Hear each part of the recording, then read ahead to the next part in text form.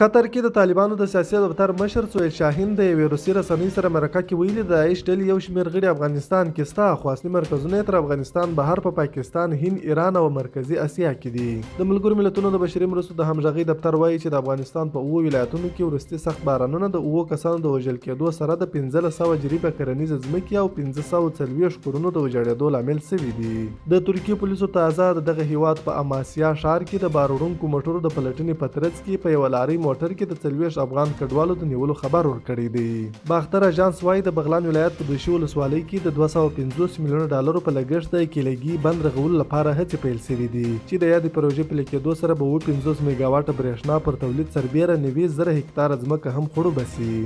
د اوکراین ولسمشر ولادیمیر زلنسکي ویلي که د امریکا پوځي مرستې اوکراین ته ډېر ژر ونه رسیږي، اوکرایني ځواکونه به شاتګ ته اړ شي.